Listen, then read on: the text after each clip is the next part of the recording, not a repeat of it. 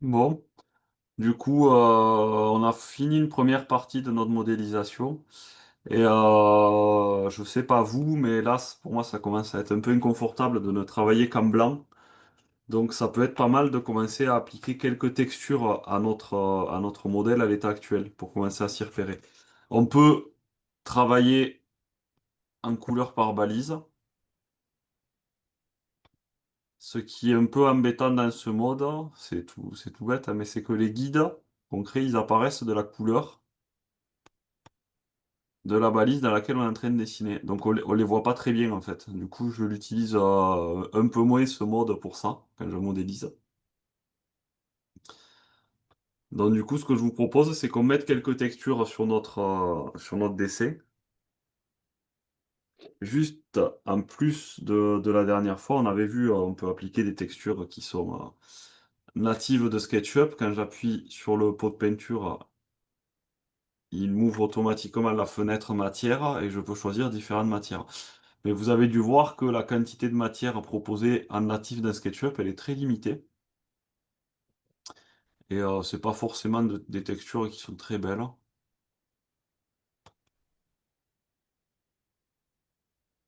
Donc on va créer nos propres textures personnalisées et ça va être vachement mieux.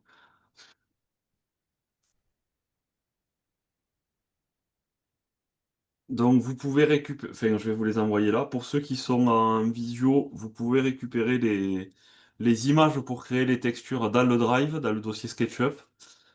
Pour ceux qui sont présents, je vais vous faire passer quelques fichiers qui vont nous servir pour faire des textures et les appliquer dans notre dessin. Tac. Et moi aussi des tamis. Ah, il veut pas me les envoyer, pourquoi? 8 vous offre la liberté de raconter votre histoire avec un site professionnel qui reflète votre identité.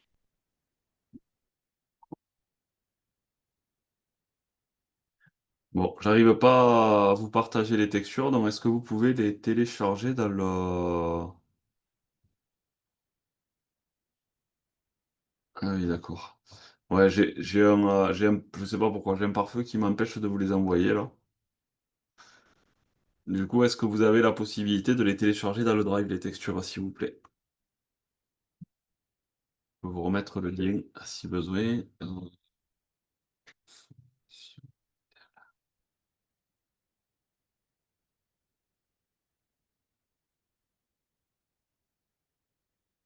Est-ce que vous m'entendez? Absolument. Ah, parce que Oui, je, oui. je sais pas ce qui m'arrive, j'ai un problème de pare-feu, apparemment je peux plus aller sur Internet. C'est les Russes. Pardon. Accéder à ça, formation, MDLR. Ouais, je sais pas pourquoi je peux plus du tout accéder à MDLR formateur. Après, c'est tout déjà. Enfin, je suis en train de les télécharger. Moi, elles sont dans le dossier ressources. Donc, Ouais, ouais, ouais, elles y sont, vous pouvez les récupérer là-haut. Je voulais vous balancer le lien, mais je peux plus accéder au site MDLR formateur. Bon, c'est pas grave. Tout le monde sait où les trouver, les textures? Ah, ça pour oui. oui. Oui, oui. Ok. En fait, l'idéal, c'est que tout le monde enfin, que tout le monde télécharge tout dès le début. Ouais, ça peut être Comme ça, ça. on peut voir. Merci pour ce conseil. Effectivement, Ouais. on peut directement tout prendre. Tu le prends pas mal, hein? Non, non, du tout. Ah, Ok. moi, pour moi, là, une formation, c'est constructif et tous ensemble. Je suis pas, Ok. c'est pas moi qui déverse des connaissances dans vos têtes. Enfin, l'idée, c'est que ça soit quand même un peu collaboratif et qu'on progresse ensemble. Moi, je considère que j'ai toujours des formations à faire évoluer pour qu'elles soient le plus utiles possible aux personnes auxquelles je les donne. Donc, voilà, je suis toujours preneur des retours que vous pouvez me faire sur ma manière de faire, sur des points d'organisation ou autre. C'est toujours très intéressant pour améliorer ce qu'on fait, quoi. Ok.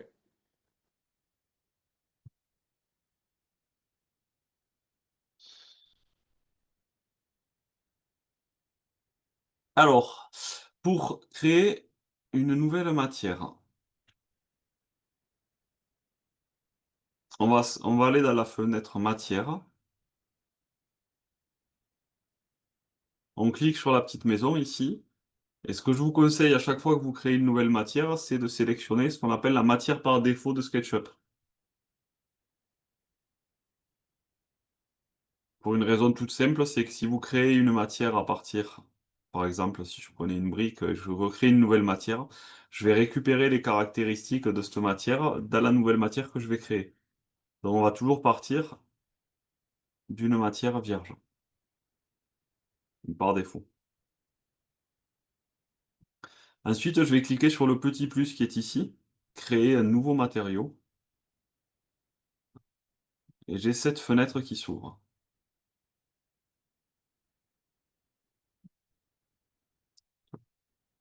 On va la mettre en grand, voilà. La première chose à faire, c'est que je vais aller chercher, vous voyez le champ de texte qui est là, je vais pouvoir importer une image ici. Donc je vais cliquer sur le petit dossier. Là, je vais aller à l'endroit où j'ai sauvegardé mes textures.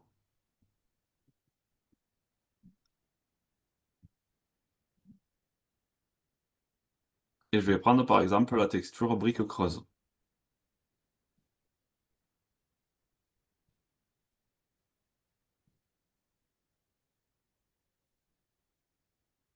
Voilà, là il me dit qu'elle est bien utilisée en image de texture. Alors, ne me demandez pas pourquoi, je ne sais pas. Depuis la version 2025 de SketchUp, pour que l'image de la texture apparaisse là-haut, il faut toucher à l'opacité. Voilà, donc juste vous faites bouger le curseur de l'opacité, laissez-le à 100, hein, mais du coup la texture apparaîtra là-haut.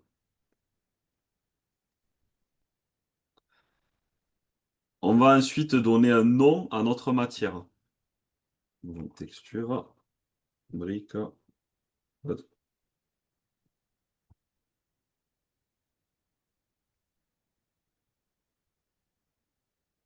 Ici, j'ai trois paramètres. La teinte, je vais pouvoir changer la teinte de ma texture. Bon, là, je n'ai pas grand intérêt à le faire. Si des fois vous avez bougé la couleur, vous pouvez cliquer sur le petit bouton ici, réinitialiser la couleur. Vous la récupérez. En dessous, on a la saturation. Donc, est-ce que je veux que ma texture ait beaucoup de couleurs ou qu'elle soit plutôt terne? Et enfin, on a la luminosité. Est-ce que je veux une texture sombre ou plutôt lumineuse? Voilà.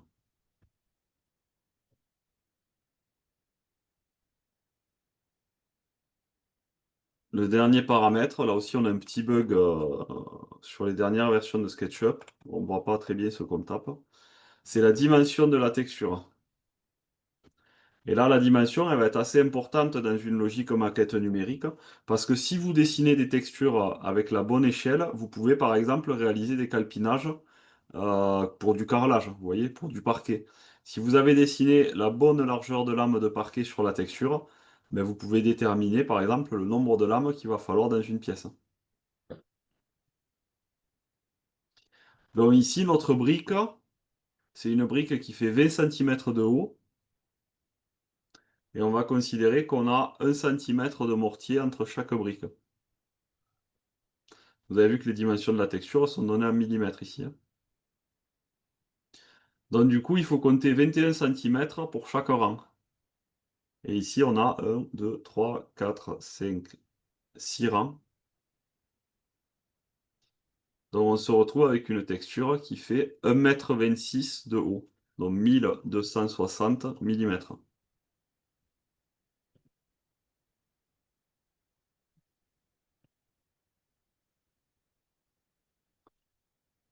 Voilà.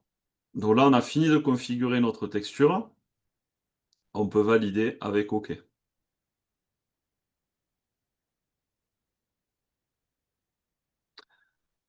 Est-ce que sur Mac, vous avez eu des difficultés pour suivre parce que c'était assez différent ou ça va? C'est Moi, assez j'ai pas différent. trouvé, Moi, non. j'ai pas l'édition, typiquement. Je vois Ouais, pas. moi non plus, Et c'était grisé, nouveaux matériaux. Alors, j'ai trouvé mes textures, je les mets dedans, mais après, pour préciser les dimensions, j'ai pas trouvé encore. ouais, Bravo. D'accord. Ben, ce que je vous propose, Marc et Jean-Jacques, pareil, on reprendra 5 minutes à midi. Je fais d'abord avec Thibaut là, pour regarder pour ces fonctions solides et après on prend 5 minutes pour regarder l'édition sur Mac.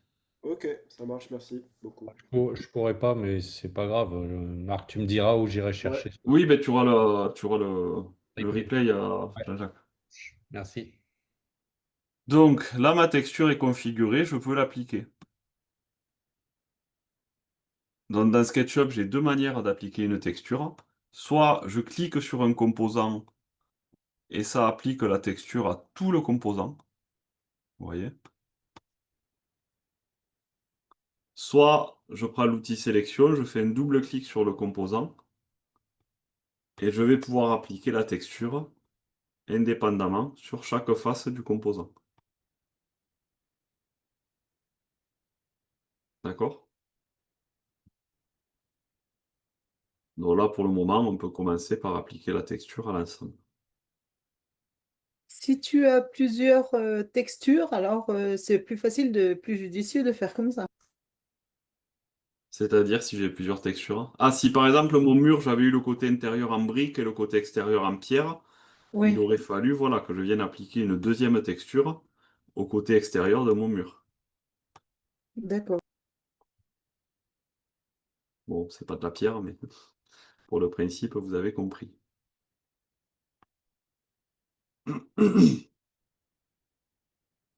Donc, ben, ce qu'on peut faire maintenant, pour continuer, on va créer les autres textures à appliquer sur notre modèle. Donc, je vous remontre la procédure. Je clique sur la petite maison, là, dans le modèle.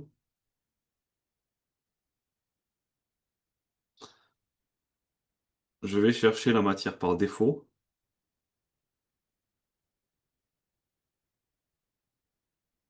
J'appuie sur le petit plus, créer un nouveau matériau.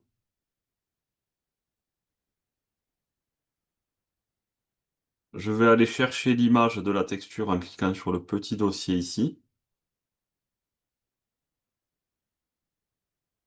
Je vais prendre par exemple texture essence bois résineux.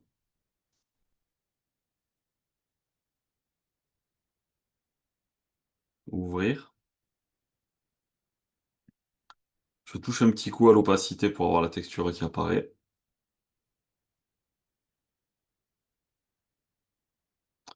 Et je vais régler les dimensions. Alors là, je suis un peu embêté, parce que c'est un fil de bois, en gros, hein, c'est vraiment une essence de bois. Donc c'est un petit peu dur de se représenter les dimensions. Donc, ce qu'on va faire, on va faire une texture d'un mètre par un mètre. Alors elle est déjà configurée sur un par un, et je vais valider avec OK. Pourquoi je prends un mètre? Parce que l'esprit peut se représenter assez facilement ce à quoi ça ressemble.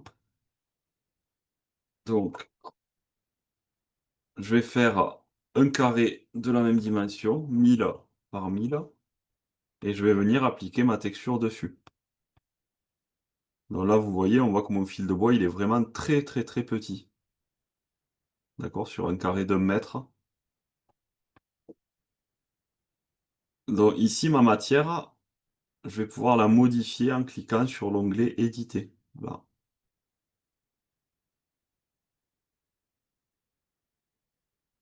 Je vais venir modifier la dimension ici. Et je vais essayer par exemple 2 mètres.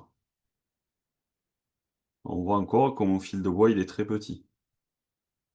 Donc on va continuer à grossir, on va essayer 4 mètres.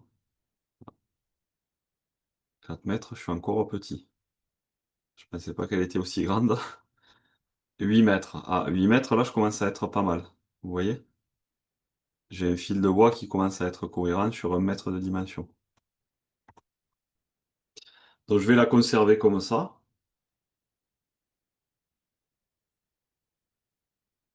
Et j'ai oublié de la renommer, donc je vais la renommer ici. Donc essence, bois, résineux.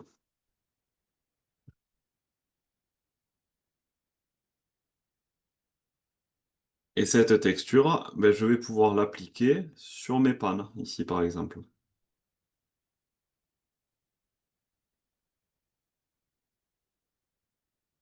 Voilà.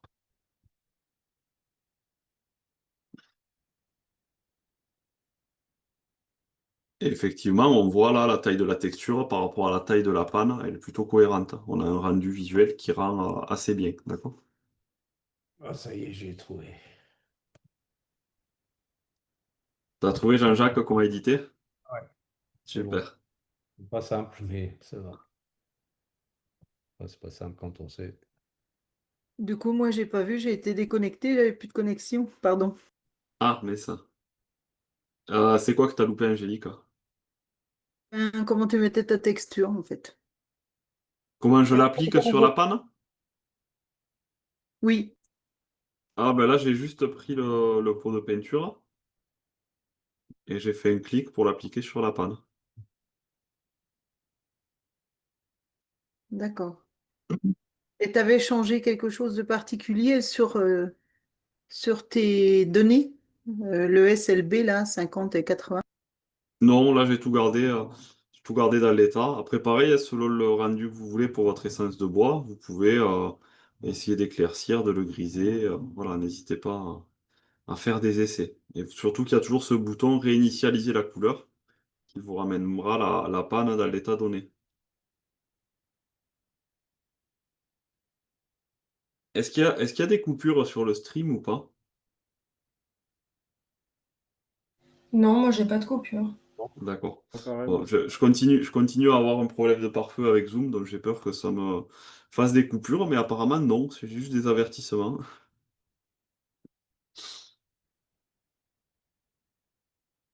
Ok, donc vous avez vu, quand on a appliqué la texture sur la panne ici, la sous-face de la panne, la texture est pas dans le bon sens, c'est pas top quoi. Donc on va voir comment faire pour recaler la texture dans le bon sens. Donc on va revenir en arrière, voilà. Et au lieu d'appliquer la texture au composant, je vais rentrer dans le composant, je fais 3 clics, je prends le pot de peinture et j'applique la texture. Alors je suis obligé de faire ça parce que si je fais pas ça, de l'appliquer sur les faces, je vais pas pouvoir modifier le sens de ma texture ici. Voilà. Donc là, j'ai sélectionné la face sur laquelle je veux modifier ma texture. Je fais un clic droit, texture et position. Donc vous voyez, quand je clique là-dessus, j'ai 4 petites poignées qui sont apparues.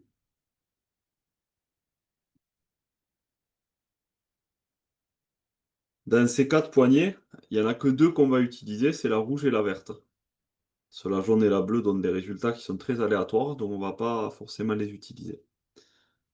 La rouge, elle indique le point de départ de ma texture. Vous voyez, quand je la déplace, ma texture se déplace avec. Donc ici, par exemple, je vais mettre un point de départ sur l'angle de la panne. La verte, ici, va me permettre deux choses.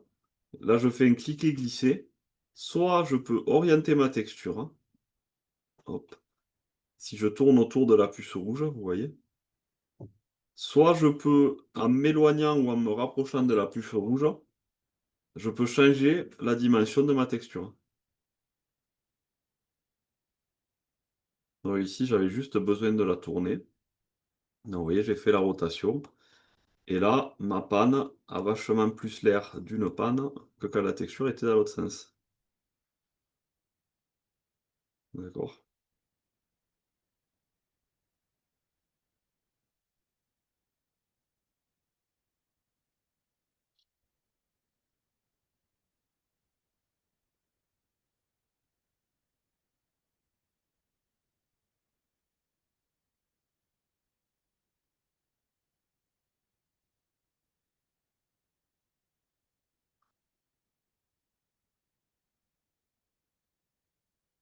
Est-ce que vous avez tous pu gérer l'orientation de votre texture?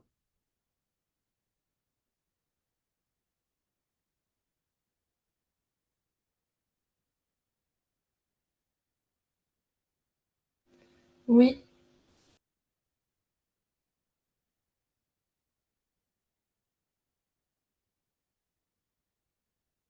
cette manière de faire étant un peu laborieuse et pas très pratique, gardez-la en tête quand même, parce qu'il y a des cas où vous l'utiliserez, mais je vais vous proposer un petit plugin qui va vous permettre d'éviter d'avoir ce travail à faire et qui va vous permettre, je vous montre, voilà, d'orienter instantanément la face d'une texture, d'accord? Le sens d'une texture sur une face. Ce plugin, il va même vous permettre d'aligner, regardez là, je vais prendre une arête et une face, et je lui dis, t'alignes la texture à la face, paf, voilà, et vous voyez là, il m'a directement aligné la texture sur le rampant. Alors, ce plugin, il s'appelle Texture Positioning.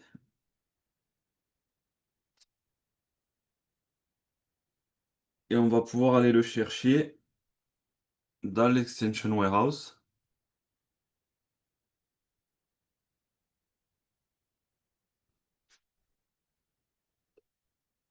Là, je vais taper Texture Positioning. J'ai un doute qu'il y a un N ou deux N. Hop, Deux N. c'est ça. Il y en a deux, ouais, je pense. Et Néroth, c'est ça? Ah non, c'est ça. Non, et non, en anglais, je crois qu'il double pas les N. Non, c'est ça, il s'appelle. Il y a qu'un seul N. Alors, attends. Tac, tac. Et c'est bien Enerot, oui. Positioning. Voilà pour le nom du plugin, je vous le laisse 2 minutes à l'écran.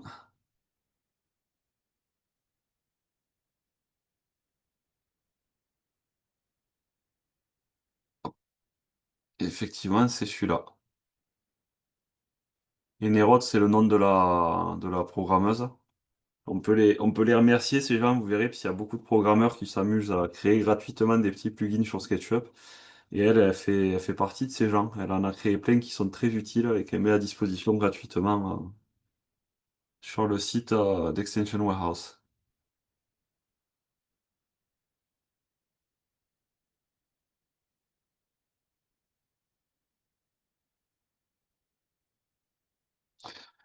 Donc vous pouvez, ouais, je continue à avoir des problèmes d'internet. Bon, c'est pas très grave. Vous pouvez ouvrir la page du plugin et le télécharger. Moi, je l'ai déjà téléchargé, donc je peux pas le retélécharger.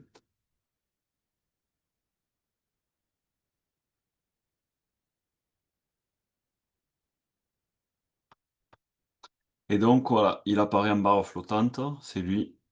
Vous pouvez faire un cliquer-glisser pour le placer dans la barre d'outils.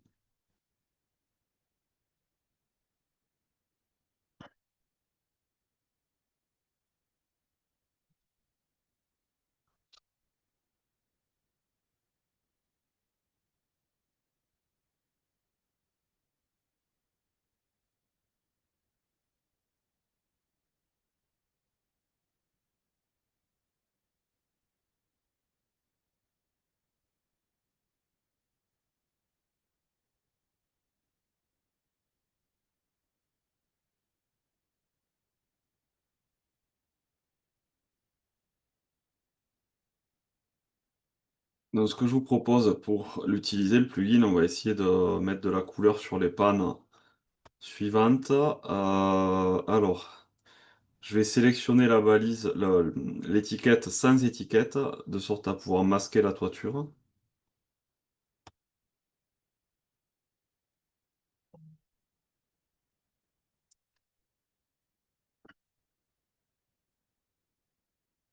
Je fais 3 clics sur une panne pour tout sélectionner. Alors d'abord, je fais un double clic sur la panne pour rentrer dans le composant, puis je fais 3 clics sur cette même panne. Je prends le pot de peinture avec la touche B, ou je prends le pot de peinture là-haut, et je clique sur la panne pour appliquer la couleur.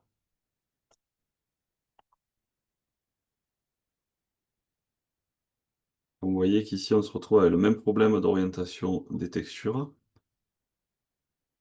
Là, on va simplement venir cliquer sur la face, où on veut tourner la texture, et je vais cliquer sur le 4e bouton ou le troisième. En fait, elle s'est tournée à 90 degrés dans le sens des aiguilles d'une montre, ou à l'inverse. Voilà. Et vous voyez que là, ma texture s'est alignée. Je vais répéter l'opération, hop là, avec la sous-face.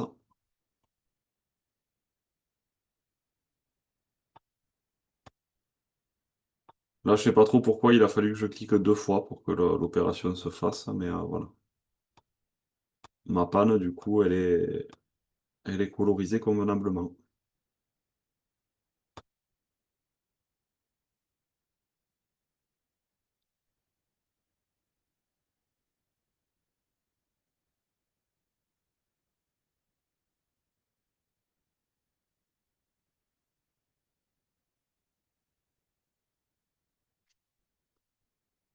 Est-ce que ça va pour tout le monde? Moi, ça a pas l'air de fonctionner, ce truc-là, mais... Le plugin ne fonctionne pas? Ouais. Est-ce que tes pannes, elles sont grises ou elles sont blanches? Non, elles sont dans la texture.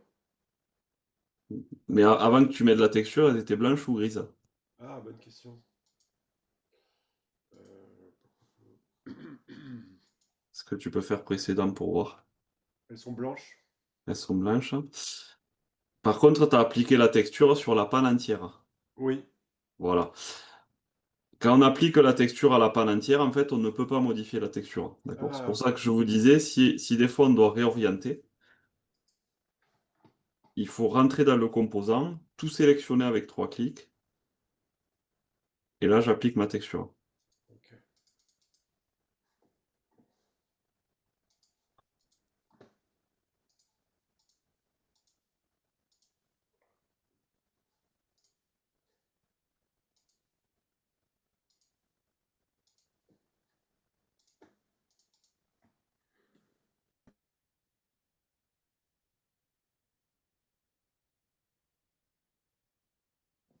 Ça fonctionne, c'est merveilleux. Merci. Voilà. Bon, du coup pour ce matin, s'il n'y a pas d'autres questions, on arrive à la fin.